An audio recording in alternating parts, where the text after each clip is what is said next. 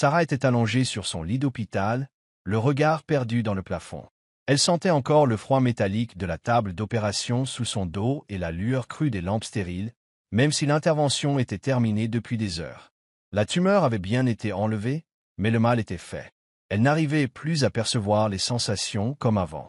Tout ce qui lui restait, c'était un engourdissement, extérieur comme intérieur. Ses pensées dérivèrent vers Alex, son petit ami. Elle avait essayé de lui parler de son état, de la tournure malheureuse de son opération. Mais elle avait hésité à chaque fois, écrivant un message pour finalement l'effacer aussitôt. Pourquoi s'en soucierait-il, pensait-elle, amère. Alex était toujours occupé à poursuivre ses rêves à l'étranger. Il en avait d'ailleurs parlé récemment, juste avant qu'elle n'entre en chirurgie. Le billet d'avion qu'il avait posté l'emmenait dans le même pays où Megan, sa sœur adoptive, participait à une compétition de danse. Cela l'avait blessé. Le timing, la façon dont tout se goupillait, le fait que ses parents se souciaient davantage de la compétition de Megan que de l'opération chirurgicale de leur propre fille. Sarah avait grandi en se sentant comme une ombre dans sa propre famille. Megan avait été adoptée après le décès de ses parents dans un accident de voiture, lorsqu'elle n'avait que 6 ans. Sarah, de 4 ans plus âgée, se souvenait parfaitement de ce jour. Son père, un homme d'honneur, avait accueilli Megan comme un devoir, une responsabilité. Et dès cet instant, Megan était devenue le centre de leur univers. Les souvenirs de Sarah affluèrent, un à un. À 10 ans, elle avait dû céder sa chambre pour que Megan ait un espace. À 12 ans, on lui avait annulé ses cours de piano. Le piano avait été vendu pour financer l'inscription de Megan dans un studio de danse. À 15 ans, Sarah portait les 2 mêmes uniformes scolaires en boucle, tandis que Megan était vêtue des plus belles tenues et louangée comme la fille parfaite. Sarah avait appris à vivre en retrait, rentrant rarement à la maison, trouvant refuge dans ses études, puis plus tard auprès d'Alex. Elle l'avait rencontré à l'université. Il était président du conseil des étudiants, issu d'un milieu aisé, beau, admiré de tous. C'était pourtant lui qui l'avait remarqué, cette étudiante discrète étudiant tard à la bibliothèque et qui avait eu pour elle de petites attentions qui l'avaient fait fondre. Un bonbon glissé dans sa poche après une longue journée, un sourire gentil, la promesse d'être toujours là pour elle. Mais à présent, ses gestes semblaient superficiels. Ses promesses, vides. Avant l'intervention, Sarah avait appelé ses parents. Ils étaient à l'aéroport, sur le point de s'envoler pour la compétition de Megan. L'appel avait duré à peine quelques secondes. « Sarah, on embarque là. Ta sœur a un moment crucial, on en reparlera plus tard. » La ligne avait coupé avant que Sarah ne puisse placer un mot. Son cœur s'était serré, mais elle n'était pas étonnée. Megan avait toujours été leur priorité. Allongée là, à fixer le plafond, Sarah sentit la main douce de sa tante sur son épaule. « J'ai signé le formulaire de consentement pour toi. Ne t'inquiète pas, je vais m'occuper de tout, » murmura sa tante, d'une voix tendre. « Tes parents, tu en as déjà assez supporté. » Elle soupira, repoussant les cheveux de Sarah. « Je serai là quand tu te réveilleras. » Alors que l'anesthésie commençait à faire effet, Sarah songea encore à Alex. Se souciait-il d'elle, vraiment? Elle avait vu sur son téléphone que le profil de Megan était épinglé tout en haut de sa liste de contacts. Alex avait toujours été proche de Megan, mais maintenant, c'était différent. Avait-il, lui aussi, changé de camp, comme ses parents l'avaient fait depuis longtemps? Cette idée la hantait tandis qu'elle sombrait dans l'inconscience. À son réveil, la première chose qui lui vint à l'esprit fut qu'il fallait qu'elle rompe avec Alex. Leur amour, autrefois simple, salué par leurs amis comme la romance idéale de la fac, n'était plus qu'une façade. Le président du conseil étudiant et la fille discrète issue d'une famille brisée, ce n'avait jamais été si vrai qu'en apparence. Un jour, Alex lui avait dit « Sarah, je n'ai jamais eu autant peur de perdre quelqu'un. » Mais elle comprenait à présent qu'il ne redoutait pas de la perdre elle, mais plutôt l'idée qu'il se faisait d'elle, le confort qu'elle lui procurait. Allongée dans ce lit d'hôpital, Sarah se fit une promesse. Quand elle retrouverait des forces, elle prendrait sa vie en main, dirait à Alex que tout était fini, ouvrirait son cœur à ses parents, et sortirait enfin de l'ombre de Megan. Pour la première fois depuis longtemps, elle avait envie de vivre pour elle-même. Elle se rappelait la soirée où elle avait découvert un rouge à lèvres dans la poche du manteau d'Alex. Un Chanel, tube argenté, teinte 116, la couleur préférée de Megan. Discrètement, Sarah l'avait remis en place, sans faire de scène. Mais elle avait compris. Le rouge à lèvres n'était qu'un détail parmi tant d'autres. Alex, cet homme qui l'avait courtisé pendant 1 an, qui avait pris soin d'elle durant 3 ans de plus, s'était peu à peu éloigné. Il était tombé amoureux de sa sœur adoptive, Megan. Le lien qu'elle pensait avoir avec lui n'était plus qu'un souvenir. À 10 ans, la vie de Sarah avait basculé. Elle avait appris à attendre peu des autres pour ne plus être déçue. Avec les années, elle était devenue indépendante, enfouissant la douleur d'être mise à l'écart dans sa propre famille. Alex lui avait redonné espoir, il l'avait fait exister. Mais au final, il l'avait abandonnée, lui aussi. Ça avait commencé par de la compassion pour l'enfance difficile de Megan, puis il avait été séduit par sa joie de vivre, sa passion pour le sport, sa confiance en elle. Après quelques verres, il avait avoué à Sarah qu'il n'avait jamais éprouvé pour elle qu'un sentiment de familiarité, de réconfort, plus qu'un amour réel. Il s'était lancé à la poursuite de Megan avec la même ardeur qu'il avait mise à conquérir Sarah, et celle-ci s'était préparée, une fois encore, à se retirer en silence. Mais tout changea après son opération. À son réveil, Sarah sentit un bouleversement en elle. Pour la première fois, elle réalisa que ce n'était pas à elle de s'effacer, pas à elle de toujours céder la place. Sa tante fut la première à le remarquer. Assise près de son lit, à éplucher des pommes en racontant des anecdotes drôles, elle vit bien que Sarah ne cherchait plus à être rassurée. L'envie, le besoin d'être aimée par ses parents, avaient disparu de son regard. Quand les médecins vinrent l'ausculter, Sarah déclara tranquillement qu'elle se sentait mieux que jamais. Et c'était vrai. Toutes les émotions qui auparavant la submergeaient, la rendant vulnérable et insécurisée, s'étaient dissipées. Elle comprenait désormais. Ses parents ne s'étaient jamais souciés d'elle et ne le feraient sans doute jamais. L'héritage auquel elle avait pensé un temps n'avait plus de valeur, car il était assorti de chaînes qu'elle refusait de porter. Même la société qu'elle et Alex avaient fondée n'avait besoin que d'une seule personne pour la diriger, et Sarah était décidée à faire valoir ses droits. En quittant l'hôpital, elle rentra chez elle, accompagnée de sa tante. Elles arrivèrent juste au moment où ses parents, Megan et Alex, rentraient de leur voyage. Il régnait une atmosphère festive, mais pas pour elle. Personne ne lui demanda comment elle allait, ou où elle avait passé les derniers jours. Lorsqu'ils pénétrèrent dans le salon, Sarah se tint là, immobile, les yeux rivés sur eux. Megan s'approcha la première, un grand sourire aux lèvres, en accrochant son bras à celui de Sarah. « J'espère que ça ne te dérange pas, » dit-elle d'une voix mielleuse, « mais on va fêter ma victoire avec Alex ici, en famille. » Autrefois, Sarah aurait hoché la tête en silence pour éviter toute tension. Mais pas cette fois. Elle retira doucement son bras de celui de Megan. Les yeux de Megan s'agrandirent de stupeur, et ses lèvres se mirent à trembler. Elle fondit aussitôt en larmes. « Qu'est-ce que j'ai fait pour mériter ça ?» Leur père, la voyant pleurer, gronda. « Pourquoi tu réagis comme ça? Tu ne peux pas te réjouir pour ta sœur ?» Alex, resté en retrait, tenta d'intervenir, mais il s'interrompit. Quand Sarah croisa son regard, il détourna les yeux. Leur mère, fidèle à son habitude, observait la scène sans prendre sa défense. C'est alors que la tante de Sarah descendit l'escalier, un sac rempli des affaires de Sarah à la main. Elle saisit la main de sa nièce et déclara « On s'en va. »« Où est-ce que vous allez ?»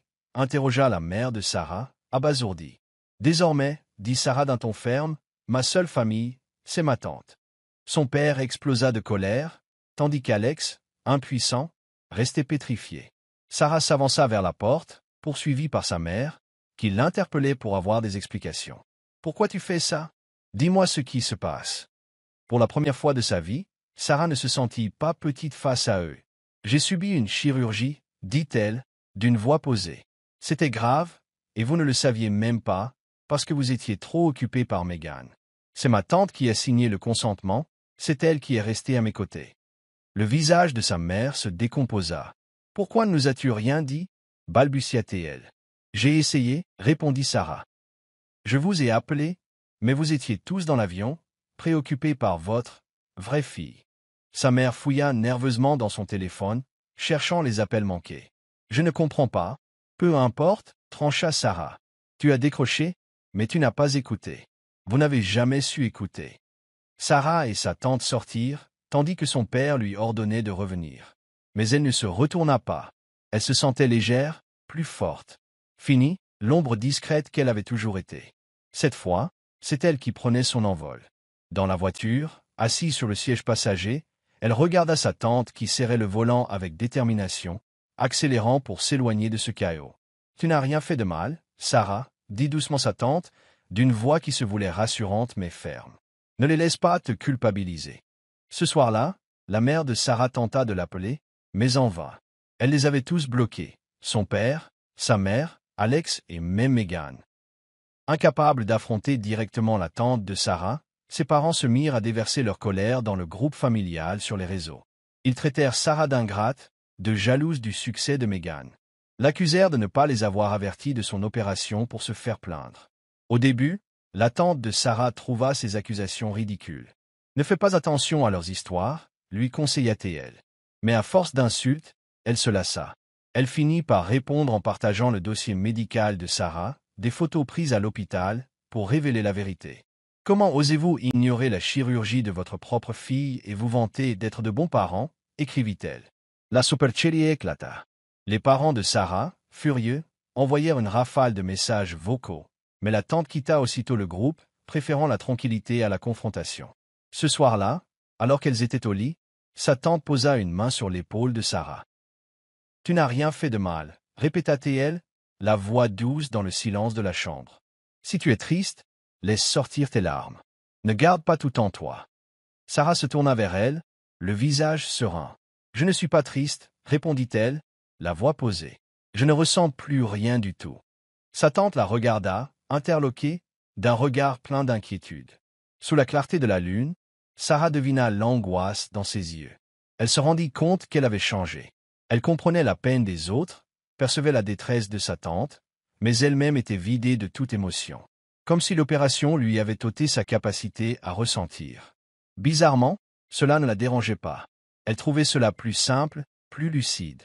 Elle savait différencier le bien du mal, elle constatait l'amour sincère de sa tante. Elle saisirait chaque occasion de la remercier, même si elle ne ressentait plus l'envie de pleurer ou de s'émouvoir. Quant à ses parents, ils espéraient toujours que Sarah reviendrait, qu'ils pourraient encore la contrôler. Mais il était trop tard. Elle était passée à autre chose. 2 semaines s'écoulèrent, et ses parents continuèrent de vanter le succès de Megan dans leur cercle d'amis, espérant provoquer chez Sarah un sentiment de regret. Voulait-il qu'elle se dise que, si elle avait été plus obéissante, il l'aurait mieux traitée? Mais l'indifférence de Sarah les déstabilisa. Ils paniquèrent en se rendant compte qu'elle leur échappait. Un jour, alors que Sarah arrivait à l'entrée de son entreprise, elle aperçut ses parents, Megan et Alex. Ils ne l'avaient pas revue depuis 2 semaines, et la tension était palpable. Alex semblait gêné, fuyant son regard dès qu'elle le croisait. Megan, quant à elle, avait les yeux rougis, comme si elle avait pleuré. Mais en voyant Sarah, elle afficha un sourire forcé, presque comme une mise en scène répétée. Avant que Sarah ne puisse les ignorer, sa mère lui agrippa le poignet. « Sarah, ta sœur va mal à cause de toi, » lança-t-elle d'une voix sèche. Le médecin dit qu'elle est dépressive. Elle a besoin de soutien. On a déjà convenu avec Alex qu'il l'aiderait. Toi aussi, tu dois faire ta part en tant que sœur.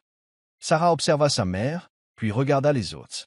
Elle resta silencieuse, écoutant tandis que sa mère poursuivait. Megan est déjà bien connue sur la scène sportive nationale. Beaucoup d'argent a été investi pour sa carrière. Tu ne peux pas laisser tout ça s'effondrer. Les mots acerbes de sa mère la heurtaient, mais elle resta impassible. Elle retira doucement sa main et posa un regard froid sur chacun d'eux. Ils s'attendaient tous à ce qu'elle se soumette, redevienne la fille obéissante de jadis. Mais les choses avaient changé. Sarah voyait clair dans leur jeu. Ils ne se souciaient pas d'elle, ils se défendaient juste, eux et leurs intérêts. Elle songea à ce qu'elle pouvait répondre, puis fixa Alex. « Après 6 années de fac et la création de cette entreprise, dit-elle, d'une voix assurée, je veux 15% des parts d'origine en compensation. » Le visage d'Alex s'assombrit. Il ne s'y attendait pas. Il voulut parler, mais Sarah n'avait pas fini. « J'ai travaillé autant que toi, je mérite ma part. Je ne te laisserai plus me spolier. » Alex resta muet, tandis que ses parents assistaient à la scène, choqués. Pour la première fois, ils comprirent que Sarah ne plierait plus. Elle avait pris sa décision, c'était sans retour possible. Devant l'entrée de la société, Sarah ressentit un étrange calme. Sa mère insista. « Sarah, ta sœur va mal, elle est en dépression à cause de tes actes. Alex l'aide déjà. Tu ne vas pas rester sans rien faire, pas vrai? Tu ne peux pas laisser la carrière de ta sœur partir en fumée. » Megan, fidèle à son rôle de victime, commença à fondre en larmes, se serrant contre Alex et suppliant Sarah du regard. Mais Sarah ne s'y laissa pas prendre. Elle avait déjà trop souvent vu ce spectacle, fait de manipulation et de larmes calculées. La voix de Sarah resta ferme. Si la compensation est suffisante, je vous sortirai tous de ma vie. Vous, Megan, vous pouvez même vous marier si vous le désirez, sans m'inviter. Je ne remettrai plus les pieds à la maison. Mais si vous refusez, alors le monde saura que la star du sport sort en fête avec un homme pris. La Romeo la qualifiera de maitresse.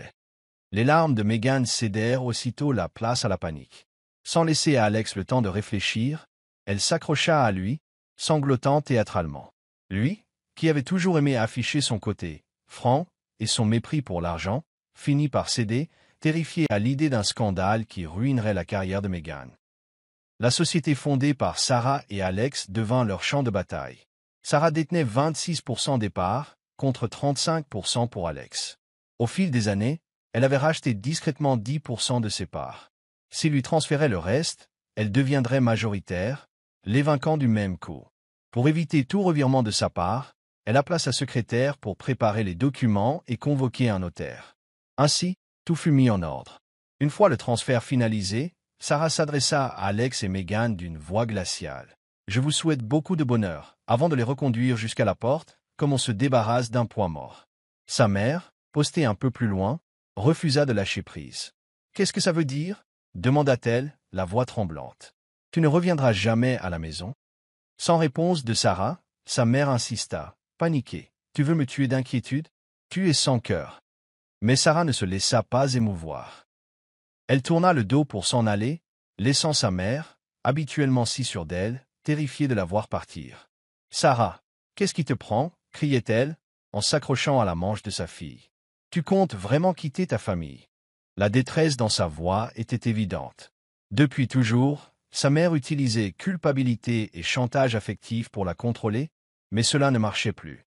Sarah répondit doucement, le regard posé sur sa mère pour la dernière fois. « À l'avenir, vis comme tu l'entends avec ta famille. Sans moi. » Son père, resté silencieux jusqu'ici, perdit alors son calme. Il s'élança vers Sarah, la main levée comme pour la frapper, mais le vigile qu'elle avait appelé s'interposa. Stupéfait, le père de Sarah porta une main à sa poitrine, à bout de souffle. Le neveu de Megan, silencieux jusqu'alors, finit par dire « Sarah, peut-être que tu me détestes, mais ça reste tes parents.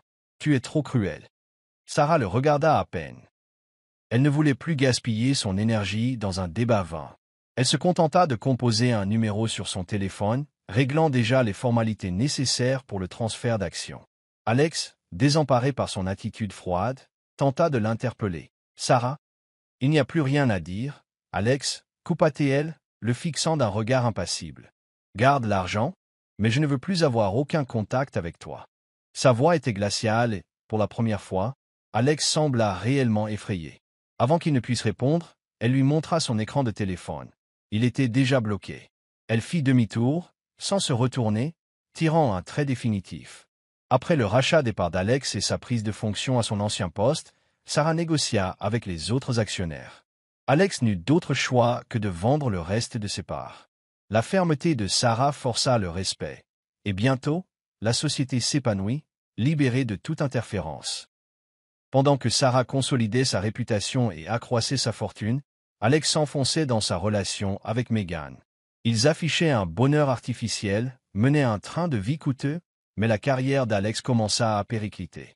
Megan, avide d'attention, inondait les réseaux sociaux de photos la montrant aux côtés d'Alex et des parents de Sarah, tentant de peindre un tableau familial idyllique. La réalité, elle, était tout autre.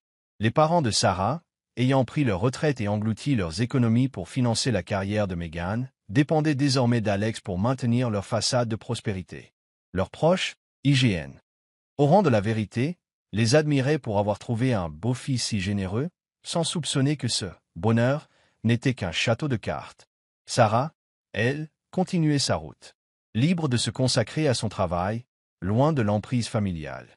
Pour la première fois depuis des années, elle respirait, sans culpabilité ni manipulation.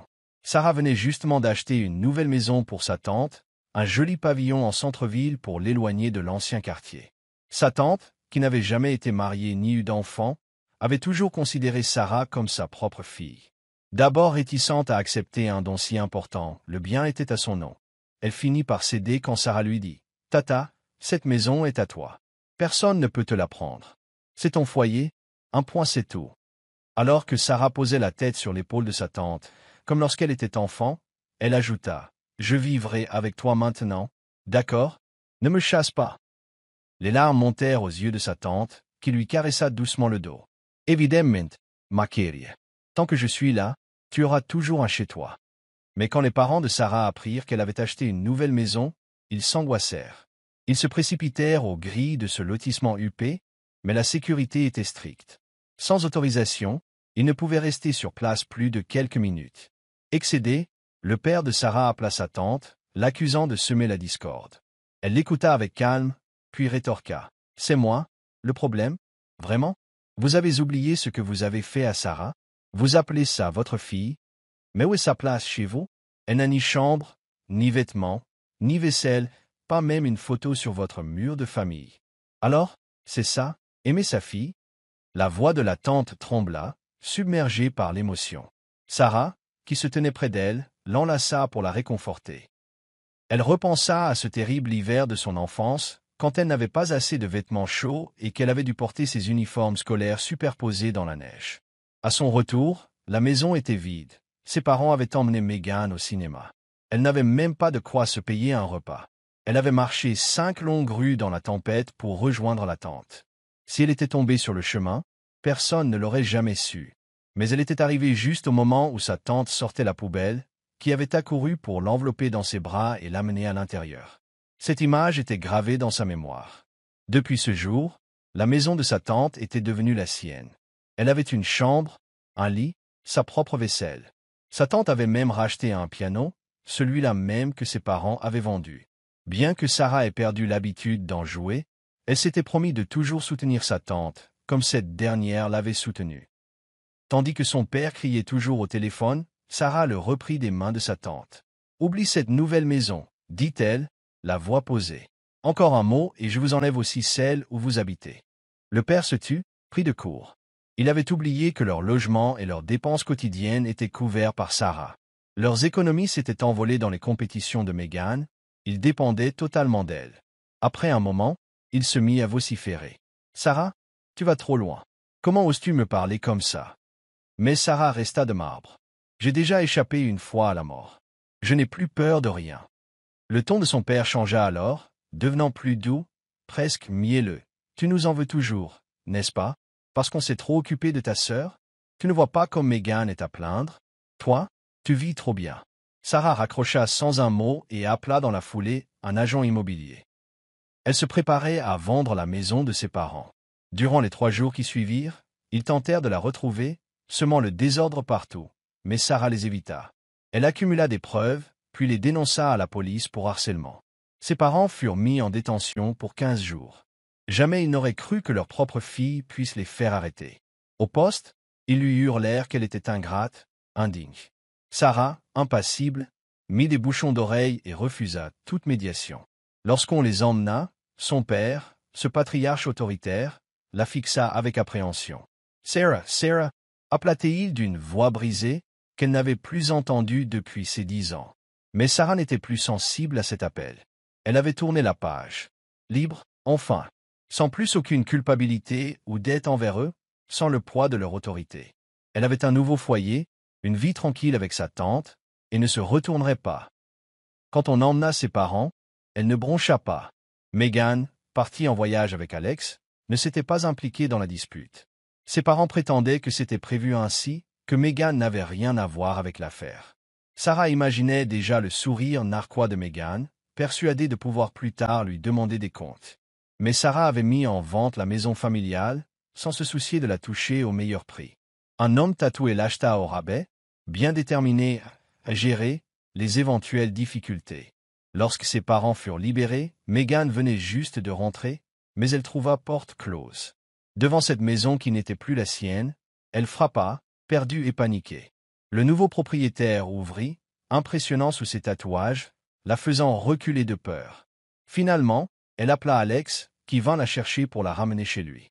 2 jours après la sortie de prison de ses parents, ils découvrirent que la maison avait été vendue. Hors d'eux, ils la maudirent, mais comprirent qu'il valait mieux ne pas l'affronter. Ils se réfugièrent chez Alex. D'abord, il les accueillit, mais il ne tarda pas à subir leur comportement. Autoritaire, exigeant, il cherchait à le manipuler. Alex, n'ayant jamais été dominé de la sorte, réagit fermement. Il leur loua un appartement à l'autre bout de la ville, les priant de s'y installer. De leur côté, les parents de Sarah, furieux, rejetèrent la faute sur Megan. Quand Alex était avec Sarah, il ne nous traitait pas comme ça, répétait-il. Pourquoi Megan ne prend-elle pas notre défense? Megan, jalouse de l'influence qu'avaient autrefois ses beaux-parents, se sentait prise au piège. Pour maintenir sa relation avec Alex, elle ne pouvait se ranger du côté de ses parents.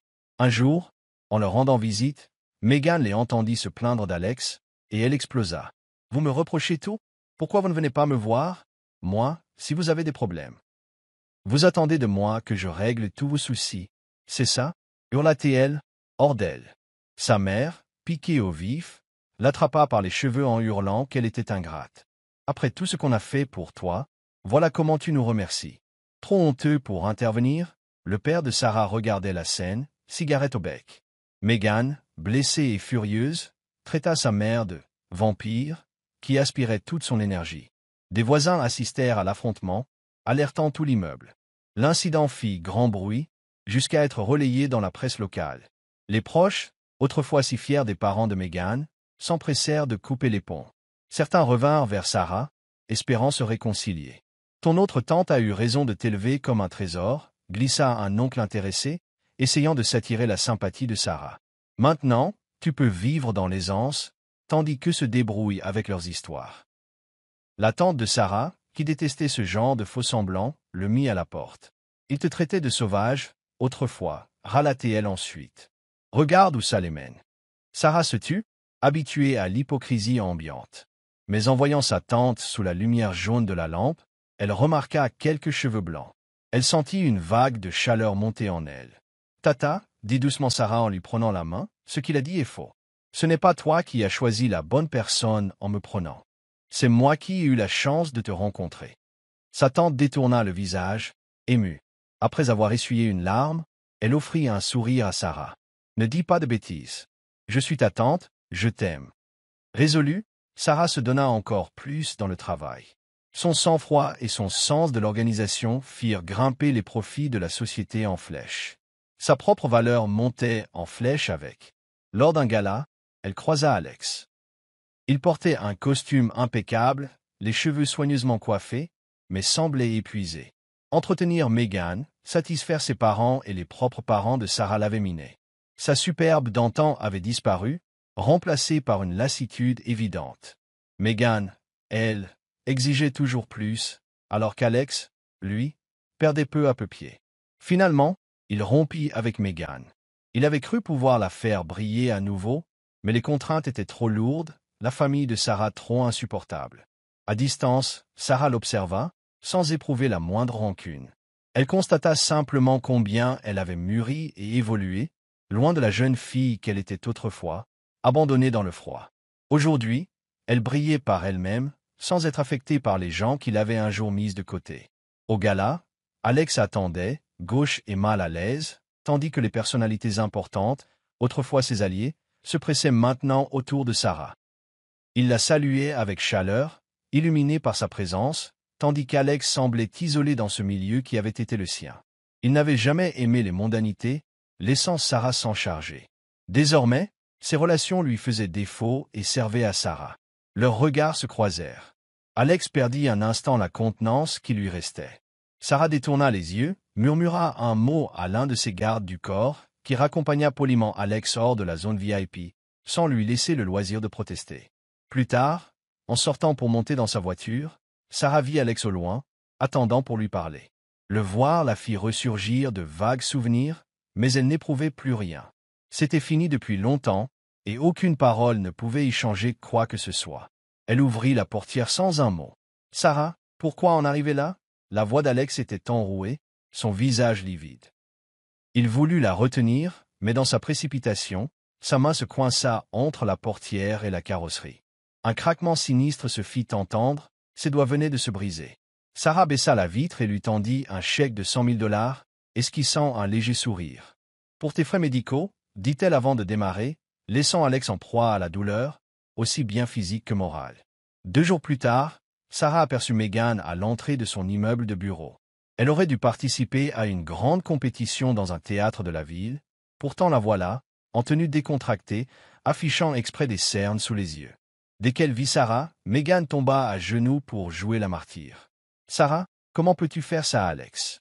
C'est ton beau-frère maintenant » s'écria-t-elle, de façon théâtrale, assez fort pour que les passants entendent. Des caméras, déjà en action, capturèrent la scène pour un reportage à sensation. Sarah ne se troubla pas. Elle releva Megan avec une poigne ferme, la voix glaciale. « Écoute, Megan, c'est toi qui as piqué le petit ami de ta sœur, et tu n'as même pas su le retenir quand il est venu m'agresser. Je me suis défendu et j'ai même payé ses soins. Tu veux quoi de plus ?» Sa voix était forte, claire, pour que la foule entende bien. Megan pâlit, perdant tout à coup son air larmoyant pour un visage furieux. Les murmures s'intensifièrent autour d'elle, mais Sarah devinait que Megan n'allait pas s'arrêter là. Quelques instants après, surgirent ses parents. Sarah esquissa un bref sourire. Il persistait donc dans cette comédie de la famille idéale. Mais Sarah n'éprouvait plus rien pour eux. Avant qu'ils ne puissent parler, elle adressa un signe à sa secrétaire, qui enclencha des micros et des caméras. « À partir de maintenant, » annonça Sarah, « calme, tout ce que vous direz sera enregistré. Si vous prononcez la moindre diffamation, je porterai plainte. Sachez que chacune de vos phrases pourra avoir des conséquences légales. » Son père, déjà rouge de colère, se tut, se retenant de hurler. Sa mère, hésitante, ouvrit la bouche sans rien articuler. Lassée, Sarah tourna les talons. Sa mère se jeta alors à ses pieds, agrippant ses jambes. « Qu'est-ce qui t'arrive, Sarah? Je suis ta mère. » sanglota-t-elle. « Je t'ai élevée, j'ai sacrifié tant de choses pour toi. Comment peux-tu me faire ça ?» La voix gémissante de sa mère, pleine de regrets et de supplications, ne l'atteignait plus. Sarah la regarda, se rappelant la femme qui prétendait l'aimer, mais elle ne ressentait aucune compassion. Ni tristesse, ni remords, ni chaleur dans sa poitrine. Alors que sa mère réclamait son pardon, Sarah restait immobile, évaluant rapidement la situation. Les caméras tournaient toujours, il lui fallait préserver son image d'entreprise. Soudain, 2 mains vigoureuses repoussèrent la mère. C'était la tante de Sarah, dressée comme un rempart. « Grace, comment oses-tu manipuler Sarah ?» cria-t-elle, le doigt pointé. « J'ai toutes les preuves de ce que toi et Megan avez fait. N'allez pas me pousser à tout révéler. » Megan, tremblante, voulut l'arrêter, mais c'était déjà trop tard. C'était la fin de leur mise en scène. « Voici Megan, » poursuivit la tante, hors d'elle. « Cette fille que mon frère dit avoir adoptée par devoir. Tu parles? Elle est née de sa liaison avec son ex-maîtresse. » Sarah vit sa mère se décomposer, incapable d'assimiler cette révélation. Elle se tourna vers Megan, la saisit violemment par le bras, comme si elle cherchait un indice sur son visage. Brutalement, elle la gifla. Le cri de Megan résonna. Elle recula, les yeux embués. Depuis son arrivée à 6 ans, elle avait été choyée, jamais frappée. Aujourd'hui, celle qui l'avait élevée la battait. Furieuse, la mère attrapa un objet et se mit à frapper Megan, tandis que celle-ci cherchait du secours auprès de son père, pétrifié. Le public, stupéfait, ne savait plus où donner de la tête. La sécurité de Sarah intervint aussitôt, écartant les journalistes que Megan avait engagés pour salir Sarah. C'était un désastre complet pour Megan. Alors que tout le monde était séparé, la tante de Sarah entraîna sa nièce à l'écart. « Pardon, Sarah, ça ne nous concerne plus. » La scène, cependant, continua de dégénérer. Le père, enfin remis de sa stupeur, voulut protéger Megan et se prit une gifle de sa femme. On les emmena vite au poste de police. 2 jours plus tard, l'affaire faisait la une. Les médias alimentaient le scandale familial, mais Sarah avait tout prévu, ayant engagé sa propre équipe de paparazzi pour contrer les diffamations que Megan voulait publier. Au commissariat, la tension grimpa d'un cran. Alex arriva, accompagné d'une nouvelle compagne, visiblement ébranlée par ce chaos. Il fixa Megan, incrédule. « Megan, tu n'étais pas censée être à ta compétition ?» demanda-t-il, la voix pleine de déception.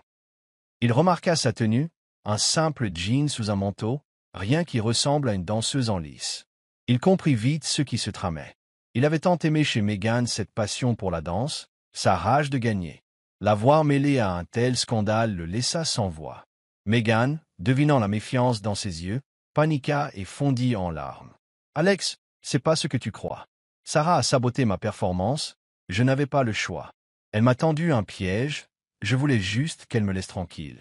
Mais elle savait pertinemment que c'était un mensonge. Son plan initial avait été de salir l'image de Sarah, l'accusant de jalousie et de manœuvres douteuses pour entraver sa compétition. Si elle ne pouvait pas gagner, elle comptait au moins exploiter le scandale pour se faire de la pub. Or, avec la révélation de ses véritables origines, tout s'était retourné contre elle. Le mythe autour de sa place dans la famille s'était effondré, et même Alex, qui l'avait autrefois soutenue, ne la regardait plus de la même façon. C'est à ce moment que Meghan prit conscience qu'elle venait de tout perdre. Avant que ne survienne Alex, l'assistante de Sarah lui avait déjà fourni les preuves. Les échanges entre Meghan et les paparazzi, les fausses histoires destinées à nuire à la réputation de Sarah, l'arsenal de mensonges monté de toutes pièces pour la détruire. Le comité de la compétition de danse, réputé pour son intégrité, furieux de l'absence de Meghan, avait aussi réagi sévèrement. Soutenu par les parents d'Alex, il ne voulait plus d'aucun scandale ternissant son image. Alex, qui avait voulu aider Meghan à regagner son statut, voyait ses efforts réduits à néant. Lorsqu'il entra dans la pièce pour voir Meghan, elle lui servit aussitôt son mensonge. « C'est pas ce que tu crois, Alex, je t'assure. » Sarah a tout manigancé, mais Alex ne dit rien. Le froid de son regard traduisait toute sa désillusion. Sans un mot, il tourna les talons, laissant Meghan le supplier des yeux, tandis que son monde s'écroulait. Elle était incapable de payer pour les dégâts qu'elle avait causés. Finalement, Meghan fut condamnée à 15 jours de détention, peine rallongée à 2 mois par le comité de danse, soutenu par les parents d'Alex. Quant aux parents de Sarah, ils firent plusieurs séjours en prison la même année. Leur mensonge avait éclaté au grand jour. Meghan n'était pas la fille adoptée d'un défunt camarade de guerre, mais l'enfant d'une liaison extra-conjugale. Au lieu de recevoir des louanges pour cette adoption présumée, ils récoltèrent le ridicule. Au moment où Sarah quittait le commissariat, son père l'interpella une dernière fois. « Tu comptes vraiment nous laisser comme ça ?» Elle se retourna et répondit, la voix douce mais résolue. « Je ne suis pas là pour créer des problèmes. J'ai été entraînée assez longtemps dans votre univers. Maintenant, je veux juste vivre librement, loin des liens familiaux qui me détruisent. Je n'attends plus rien de vous, je ne ferai plus rien pour mériter votre approbation. Je ne vous aime plus. » Le visage de son père resta impassible tandis qu'elle s'éloignait. Elle aperçut sa mère en pleurs, incapable de prononcer le moindre mot. Peut-être, à cet instant, sa mère regrettait-elle sincèrement toutes ces années de négligence. Mais cela n'avait plus d'importance. Sarah avait déjà trop pleuré pour eux. À l'extérieur, sa tante l'attendait, inquiète. « Tu es sûre que ça ne se retournera pas contre toi ?» demanda-t-elle, en lui serrant la main. « On est plus forte maintenant, Tata, répondit Sarah, essayant de la rassurer. On fera face. La tante hocha la tête, toujours un peu tendue. Elle connaissait le caractère imprévisible du père de Sarah, et Meghan n'était pas du genre à baisser les bras. Les semaines suivantes, en effet, Meghan sema encore le trouble, allant jusqu'à provoquer les parents d'Alex.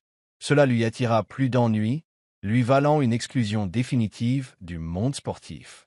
Sans plus personne pour la soutenir, elle se replia vers les parents de Sarah, mais la mère, consumée par la rancœur, l'accabla de reproches. Chaque rencontre ravivait les blessures. Elle menaça de divorcer, mais son mari refusa. Alors, elle se contenta de libérer ses frustrations en insultant Meghan. Pendant ce temps, la société des Sarah connaissait une expansion internationale. Les parents d'Alex, d'abord condescendants à son égard, cherchaient désormais à l'approcher. Alex, lui, tenta quelquefois de reprendre contact, mais Sarah l'ignora. Au cours d'un dîner mondain, ils se recroisèrent. Alex semblait différent, plus mûr, mais las. Il s'approcha d'elle, hésitant. « Sarah, tu as tellement réussi. J'ai à peine cru te reconnaître. » Sarah l'observa un instant. L'assurance qu'il affichait autrefois s'était envolée, remplacée par la timidité. Il reprit, la voix tremblante. « Je voudrais m'excuser. J'ai compris que je n'ai jamais vraiment aimé Meghan. Je cherchais en elle quelque chose que je n'avais pas. Je suis désolé. » Sarah l'écouta sans éprouver la moindre émotion. L'Alex qu'elle avait connu n'était plus. Elle avait déjà tiré un trait. « Maintenant, je vois combien j'ai été naïf, » murmura-t-il. « En te perdant, j'ai perdu bien plus. Sa voix mourut dans le silence. Sarah se leva, les traits durcis. « Alex, peu importe tes mots doux, ça n'effacera pas ta trahison. Tu as cédé à la tentation et tu oses encore te présenter devant moi.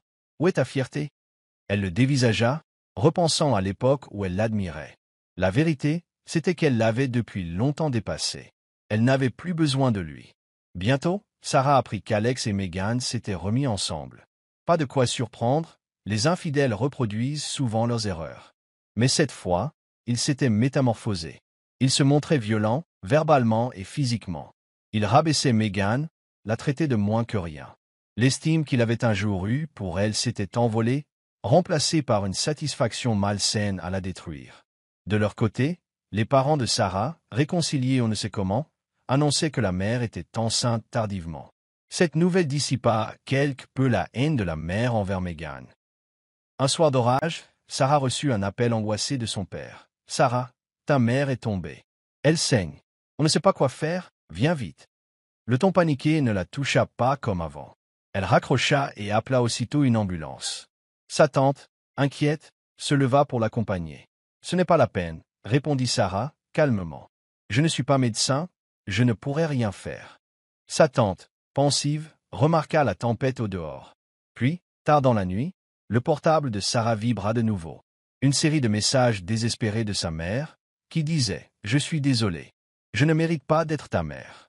Prends soin de toi, prends soin de ta tante. Je vais expier mes fautes. Ne viens pas. » Le cœur de Sarah s'emballa, mais elle resta maîtresse d'elle-même. Malgré tout, elle appela la police. Le lendemain matin, on la rappela. « Mademoiselle Sarah, il y a eu un incendie au domicile de vos parents. Ils ne s'en sont pas sortis, ni Megan, ni Alex. Nous soupçonnons un acte délibéré. De fortes doses de somnifères ont été détectées. » Sarah resta silencieuse en entendant la nouvelle. À l'intérieur, des sentiments contraires la secouaient, mais elle garda une apparence sereine. Sa tante, elle, fondit en larmes, la serrant contre elle, promettant qu'elle ne la lâcherait jamais. Les jours suivants, la vérité éclata. La mère de Sarah n'était pas réellement enceinte. C'était un stratagème pour éviter le divorce. La tension à la maison avait atteint son paroxysme. Le père de Sarah, pour empêcher sa femme de partir, l'avait attachée. Megan, en proie au harcèlement d'Alex et anéantie par sa déchéance publique, passait ses nerfs sur la mère de Sarah, la rendant responsable de tout. Sa haine envers Sarah n'avait fait que grandir. Ensemble, le père et Megan avaient monté un plan. Attirer Sarah chez eux et mettre en scène un faux accident pour la tuer, récupérer ses avoirs. Mais la mère, incapable d'aller jusqu'au bout, avait drogué son mari, Megan et Alex, les rassemblant chez elle sous prétexte d'une urgence. Puis, elle avait allumé le gaz, provoquant l'explosion fatale. Peu après, la police remit à Sarah une lettre écrite par sa mère. Le papier était taché de traces de larmes. « Sarah, si on se revoit dans une autre vie, je te promets d'être une bonne mère. Pour l'instant, je vais chercher le pardon. » Sarah lut ces mots sans émotion. S'il y a une autre vie, pensa-t-elle, mieux vaut qu'on ne se croise pas. Après cette tragédie, Sarah et sa tante reprirent leur quotidien. Les premières neiges tombèrent, et Sarah se retrouva dans la cuisine chaleureuse de sa tante, à préparer des raviolis. En se tournant vers elle, elle ressentit un léger frisson, un élan de tendresse. Elle esquissa un sourire, sincère, pour la première fois depuis longtemps. Sa tante, qui tenait un plat, la regarda, les yeux brillants de larmes. Leurs regards se croisèrent dans une communion silencieuse. Après tant d'épreuves, elle se sentait enfin libre d'avancer, le chemin devant elle parsemé de bourgeons printaniers.